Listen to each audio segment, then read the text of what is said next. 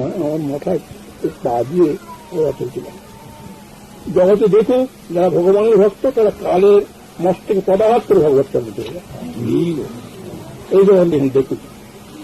অবশ্য উঠেছিলেন তিনি গুরু মহাসভা উঠেছিল। সেই জন্য সুন্নত বৈষ্ণব আসাধ্য তুমেন ভক্তি জগতে ভাগ্যবান যারা গুরুবাদ বদ্র অপার করুণা পৃথিবীর যা বললেন ভক্তি অঙ্গ দাদন করতে তুমি রাস্তাটা আসে তোমার সর্বস্বী ভক্ত সবারই প্রিয় হয়। তো মহারাজ যে উত্তর মাতম বলছেন মা এই পাগলই হওয়া তো উচিত না। রয়েছে মা তুমি বাবা তোমার জন্য আমি আসি না আমার তো এসেছি। তুমি মা মহাভাগ্যবতী তুমি দেখো মা পাণ্ডবীর পুত্রবধূ কোন মাতা পরম বিষ্ণু ভক্ত পরম শক্তি তুমি ভক্তির প্রতিমূর্তি। দেখো মা সাক্ষাৎ ভগবান তোমার মা বলে ডাকতে তোমার গর্ভে চাইছে না তোমার গর্ভে বই না বলে ডাকতেন তারা তোমার গর্ভে তুমি প্রবেশ করেছিলেন। এই মনোমুখটা তোমার নারী ভূ দুর্গন্ধমা গর্তের মধ্যে প্রবেশ করেছিল। অশ্বত্থামা ব্রহ্মস্ত যখন পাণ্ডবের বংশ নির্বংশ করবার জন্য উত্তর গর্ভ নষ্ট করবার জন্য এসে পৌঁছাল তখন ভগবান তার গর্ভের মধ্যে প্রবেশ করে আচ্ছাদন করে শুধু ছোট্ট ছোট্ট ছোট্ট হাতগুলি তিন চক্কর দ্বারা রক্ষা করলেন রক্ষিতকে। তাই বললেন মা সাক্ষাৎ ভগবান তোমার বহুমাল ডাকতেন আর আমার তোমার তাই কেন তুমি সেই ভগবানের জন্ম তোমার গর্ভে তিনি প্রবেশ করেছিলেন। প্রবেশ করে আমাকে রক্ষা করেছিলেন তোমাকে রক্ষা করেছিলেন। দেখো মা অনিত্য অসত্য বস্তুর জন্য তো এই প্রকার হওয়া ঠিক না। বাবা আমি এই জন্য এসেছি যে আমার কি হবে তুমি তো তোমার ভগবত ধামে চলে যাবে তোমার জন্য দুঃখ করতে আসেনি। তুমি তার সাধারণ মানুষের মতো মরছো নেই তোমার দুঃখ করবো সেটা ভগবত ধামে চলে যাবে এটা আনন্দের কথা। কিন্তু এখন তুমি আমায় বলো যে আমার কি করলে ভালো গোষ্ঠী জাতি মোটা বুদ্ধি আমার কোনো জ্ঞান ট্যান নেই কিছু বুঝি তুমি সাধারণ ঘটনা করতে পারিনি। তুমি আমায় বলে দেবে আমি কি করলে এই পরমগতিকে উন্নত আমার কিন্তু আমার ওই যান্ত্রিকতা আসে মা তোমায় বলতে হবে সাধারণ লোক তো নয় সাক্ষাৎ ভগবানের অত্যন্ত প্রিয় সাক্ষাৎ ভগবান তোমার বেরোমাল রাখতেন তোমার গর্বে প্রবেশ করেছিলেন তোমাকে ধন্য করে আমাকে রক্ষা করেছে। তবে তুমি তুমি বলো কি করে আমার কর্তব্য এই বলছি শুনি তোমার মাকে বলতে আমি বলছি না আমি বলছি যে আস্তাশ্রম আস্তাশ্রমে অনেকেই ভয় করেন তুমি ওখানে ঘরে স্ত্রী পুত্র কি করে করবে সব এইগুলো গৃহ মেয়ে দিই আর আস্তাশ্রমে না আস্তাশ্রমের মুখ্য উদ্দেশ্য গোবিন্দ সেবন পরিত্যাগ করে এটা গৃহ আসক্ত গৃহ মেদিত্ব গৃহ আসক্ত ব্যক্তি গৃহ মেয়েই বলে এটা চরমের পরমাণবিক গতি হতভাগী এমনি আমি আপনাদেরকে অনেকবারই বলেছি আমি প্রত্যেকে আমি আদর্শ গৃহস্থ ব্যস্ত করতে চাই ঘরের স্ত্রী পুত্র সংসার নিয়ে গোবিন্দ সেবন করে নিত্য শুদ্ধ অবস্থা হয়ে নিত্য শুদ্ধি হলে পারি তাহলে নিত্য পাখি গতি লাভ করে চলে যাবে। যখন অবস্থা উন্নত হবে আম পারে মত আপনি হয়ে যায় তখন সমস্ত সংসারে আমার সত্য পরিচয় হয়ে যাবে হয়ে কেন নিত্য শুদ্ধ ভগবত চলে যাবে। সেই জন্য আমি অনেকবারই বলেছি গৃহস্থাশ্রমের মুখ্য উদ্দেশ্য গোবিন্দ সময় এইগুলো গৃহ মেয়েদেই মাল থেকে বেড়াকে তুমি ভয়ঙ্কর দৌড় উঠতে পারে না গৃহস্থাশ্রম যার যতগুলো ছেলে পিলে হবে গৃহস্থাশ্রম স্বীকার করে নিতে হয় তাহলে কুত্তাকে গৃহস্থাশ্রম গুণ করে বলতে হয় যে বাটাগুলো আপনার বাজারে 12 কাছে দুটো গিয়ে আমাদের একটা মতো আপনি আমার বিরোধী প্রত্যাবর্তন কন্যা করে গৃহস্থাশ্রমের মুখ্য উদ্দেশ্য গোবিন্দ সেবন করতে হবে ইংরেজি বন্ধুরা বাচ্চাটাকে তার দিকে গৃহ মেধি তোর গৃহ আসক্তিত্বাংশ তোর গৃহ মেদিত্ব আসক্তি গৃহকে গৃহ মেধি বলে নিত্য আদি গ্রহণ হিন্দু তর্পণ গোবিন্দ সেবনের জন্য একা তোমার অসুবিধা হবে বলে তোমার সঙ্গে সহধর্মী না হবে তোমার সঙ্গে যোগ দেবে তুমি পূজা করে তোর দেবে মালা কেটে দেবে পরবারই ভোগকে অন্য রান্না করে দেবে সর্বক্ষণ ওই নির্ধার থাকবে। গৃহস্থাশ্রমের মুখ্য উদ্দেশ্য গোবিন্দ সেবন তাই পরীক্ষিত মহাশয়কে বলছেন তার মাঠে উত্তর আমাকে দেখো না বারবার তুমি যখন বলছো তোমার বলছি ভগবান সাক্ষাৎ ভগবান তোমার ঘরে প্রবেশ করছে তুমি তার মা অতএব তোমার এইসব উৎপাত্ত কোনো প্রকার ভাবনা টাবনা নয়। তবু যখন তুমি বলছো আমি আসতে আমি নিজে কৃতার্থ হবার জন্য তার জন্য কথা কিছু বলি কোনো মাতা পাণ্ডবীর পুত্র বিরাট মন্দির উত্তরে এই পরম ভক্ত ছিল আমি এক ব্রাহ্মণ ছিলাম প্রয়াগ দেশের অধিপতি ছিলেন প্রয়াগের দেশে রাজা ছিলেন তিনি আর তিনি তাঁর যিনি পরম বৈষ্ণব কণ্ঠে তুলেছি মাথায় তুলে সর্বাঙ্গী হরিনামাঙ্গি চিহ্ন তিনি অত রাজা বিশাল রাজ্যের রাজা হয়েও এবং সংসার সম্পদ সম্পন্ন হয়েও এবং সমস্ত বিষয়ে উন্নত হয়ে সব ব্রাহ্মণীকে জন্মলাভ করিয়াও তার জন্য তো কোনোদিন আমাদের আগে আজ করতে পারেনি। তার সাদৃষ্টি সরলা শিশুরা তাদের ভক্তি করা না, সেই স্বামীর অনুরাগী ওই ধরনের সমন্বিত বস্ত্রমাত্র আর গলায় তুলসীর মালা নাশা ছিল সব মনে হল না আমাকে পূর্ণ মুখ স্বামীর অনুগত মধ্যবর্তী ভাব। আমি বলছি আদর্শ কি প্রকার আচরণ করে সমাজ প্রদর্শন করা দেখাবে অনেকে যে ভয় করেন না গৃহস্থ আচরণ করতে পারবে।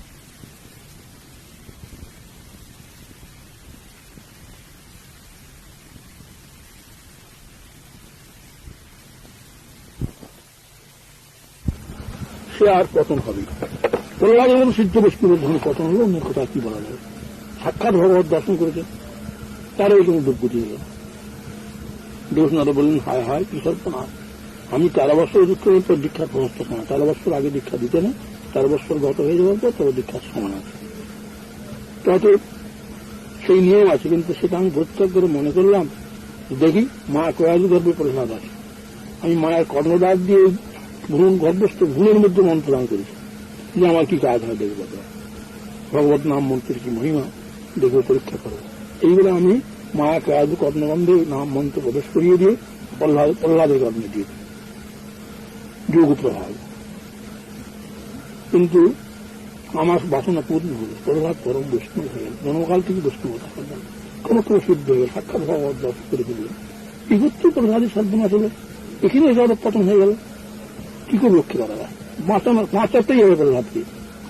দেবনাথ বলছে। এই বলে যখন প্রহ্লাদ মার কাকা অসংখ্য দেখতে সৈনী বঙ্গবাড়ের মতো সৈনী ছুটেছেন সেইকে আক্রমণ করবার জন্য দেবনাথ রাস্তাকে দাঁড়াল। এই শুধু ঘাড়া আমাদের যাত্রাগুলো সব গাড়িওয়ালা দেবনাথ নয়, আমাদের শাস্ত্রের নামের কথা অজাত কিশোর মূর্তি, অজাত গম্প গব্যেরা নিত্য কিশোর মূর্তি সুন্দর এই প্রয়াস করি পন্ডিত বিনা গঠিত সমস্ত আলো করবে, এরকম তার বর্ণ আছে। যদিও পূর্বে নিম্নবেলা দুটো বেটা ফটো গাছে গেছিল, এখন কিন্তু যখন দেবনাথ দাঁড়ায় এই অভ্যাস আছে, সেই অভ্যাসটা যখন অভ্যাসটাকে বিশেষভাবে জরুরি। কিন্তু আমি ওরকম অভ্যাসের দ্বারা তুমি সমস্ত জগন্ত ভগবান নিজেই বলেছি অভ্যাস করে অভ্যাসে পরিণত হয়ে যায়। তো ওই অভ্যাস শাস্ত্র যখন সাতজন মহাদেব সাষ্টাঙ্গ লম্বা পড়া এরকম থেকে গেল ওই প্রহ্লাদ জি। তো যেদিন ওকে দর্শন করেছিল দেবনাথকে, দর্শন মাত্র তৎক্ষণাৎ সেই অবস্থায় যেখানে থাকবে সেখানেই মানুষকে দণ্ডবোধ করার জন্য এই সাষ্টাঙ্গে দণ্ডবোধ করার ব্যবস্থা শাস্তি দিয়েছে। অর্থাৎ শাস্তি বাস্তার কথা নেই, প্রহ্লাদের যে অভ্যেস হয়ে গেছে দর্শন মাত্র লম্বা হয়ে পড়েছে, প্রতি দিবস না যোগ প্রভাব তারা পড়তে সেই ক্ষেত্রে নিজেকে নেয় মাত্র তো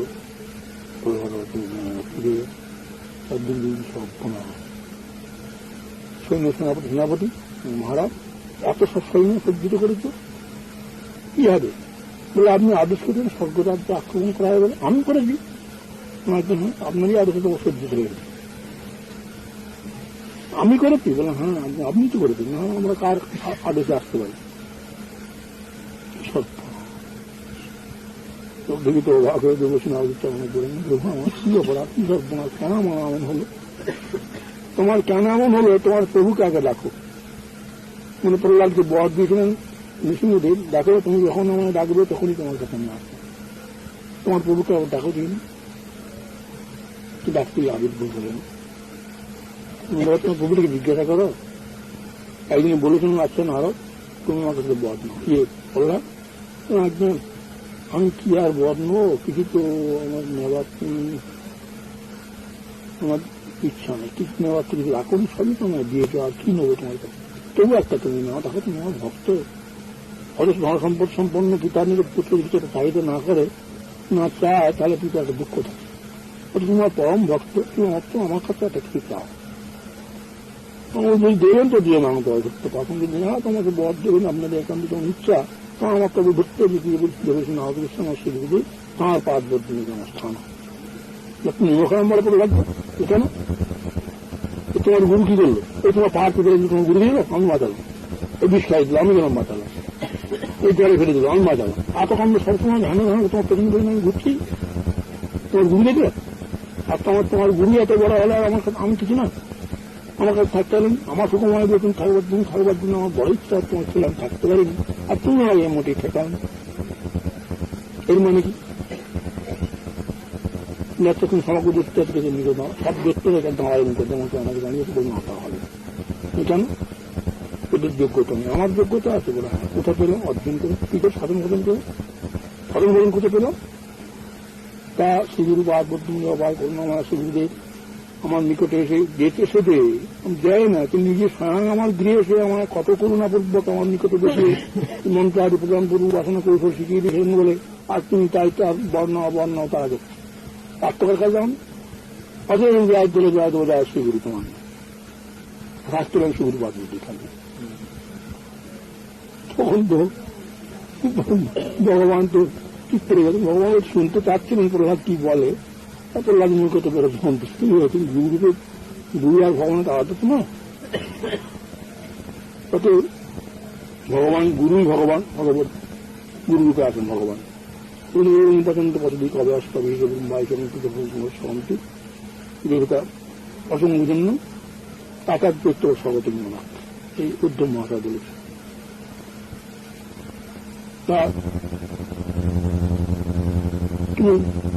এখন যে সেই প্রভু তুমি বলেছিলে তোমার প্রভুটিকে জিজ্ঞাসা করো যে তুমি আমি তোমার কেউ না তোমার গুরু সব হলো এই যে কান্না এত কান্নামন্দ বললো প্রহ্লাদ যায় যায় অবস্থায় তুমি কোথায় ছিল রাগ করতে গেলেন তো বলে দেখো হঠাৎ যদি প্রহ্লাদ মারলে ধরলে এখানে তোমাকে খেতে উঠবে বাড়ি থেকে মার খাবো আর আমি তুমি ওর গুরু বলবে তোমাকে এইরকম ভাবে তোমার নীতি ছিল প্রহ্লাদে তবে তোমার আমার প্রভু কি বলো কি সর্বনাশ করে পরম বস্তু আমাদের এই নয় তোমার দর্শনাকাঙ্ক্ষী অনেকক্ষণ দাঁড়িয়ে দাঁড়িয়ে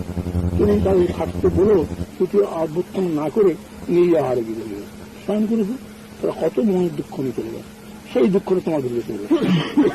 সর্বনাশ করে দিচ্ছে তোমার যাও সেখানে কর্ণার দেশে বাস করেন আর পর্বতে ভজন করেন তার চরণে পড়া গেছে তাই করতে তো আর পূর্ব ফিরে তাই ভেবে দেখলে হবে পুরনকি নিম্নন্দি বৈদস্কী এই কতগুলি সুখোত্তম অবরাধ্য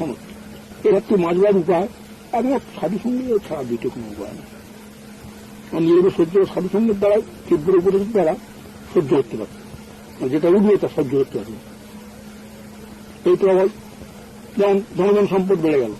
তার যে ঠেলা সে সহ্য করতে পারবেন তাতে মত্ত হয়ে যাবে আর দুষ্কৃতি মাত্র যখন উঠবে গুরুপদাসটা দীক্ষার সঙ্গে সঙ্গেই তার পূর্বে দুষ্কৃতিগুলো উঠে পড়বে সেই উঠে পড়তে তখন এই 5 দিন 5 রকম বলতে বলতে মশা হয়ে পরে মন্ত্রমন্ত্র নিয়ে আনি হয় ওই মন্ত্রমন্ত্র তো হব্য আসবে এইসব ক্ষতি হয়ে গেল এবং তাই বটে আগে তো ভালোই ছিল মন্ত্র নেওয়ার প্রস্তুতি বন্ধু ছেড়ে দিবে প্রথম হয়ে গেল অসুবিধা অর্থ সেই ধনজন সম্পদ পেয়ে লাভ মান যাস প্রচারের প্রতিপক্ষে সেদিকে রক্ষণাবেক্ষণ ধনজন সম্পদ রক্ষণ যাস এই হলাম অধ্যয়নের কাছে আরাম করে সুখীর্তন তো সুখী এবং ঢালি মজা করে দুটি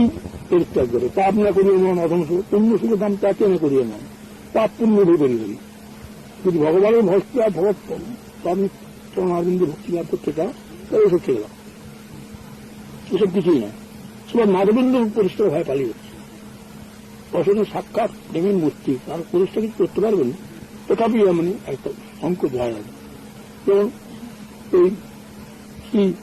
নিষ্কিঞ্চ ভগবান করছে তার অনুপরণ ভবসাগরস্য সন্ধ্যার সঙ্গে বিশেষ গঠিতঞ্চ হাহন্ত বিচক্ষর প্রসাদ নিষ্কিঞ্চন ভগবান যারা তারা বিষয় মস্তির সংগঠিত থাকতে হয় কিন্তু যারা এই অবস্থাকে লাভ করেছেন তাদের বিশেষটি কি করতে পারে বিশেষটিকে তার অনুরোধ পরিবেশটাকে তেলিবানি করলে মায়াকে সাক্ষাৎ এই সমস্ত শুনে কেউ সাহস করে এরকম করতে চায় কি করে পড়ে যায় অনেক সময় ক্ষতি হয়ে যায় এমন সময় এমন পড়ে যায় মোহতে আর সামর্থ্য পারে না সোজা কথা মায়া ভাবতে পারেন না সাবধান থাকতে ভয় করতে হবে উনিও বই বলছেন তাহলে যদি এই হয় অনর্থ দুষ্কৃত্য হচ্ছে বললাম দুটো অনর্থ 2 প্রকার সে একটা অপরাধ প্রহ্লাদকে দেখানো হল অথবা সিদ্ধ বৈষ্ণব প্রহ্লাদ সর্বনাশ করে প্রহ্লাদ আবার গিয়ে তাঁর চরণে পড়ে মানুষ কুটুমুটি করে ভূত আবার নিয়ে এলেন রাজ্যে নিজের স্বাস্থ্য করবার পর তারা প্রহ্লাদের গুরু ফিরে এলেন তো দেখালেন স্বাস্থ্যকার জন্য অপরাধ অনর্থটা উঠল অথবা সিদ্ধ বৈষ্ণব আমাদের যে সর্বনাশ আমাদের যে গর্ব উঠে দেয় এটার মানে হচ্ছে অনর্থ উঠেছে ওইটুকু বাদ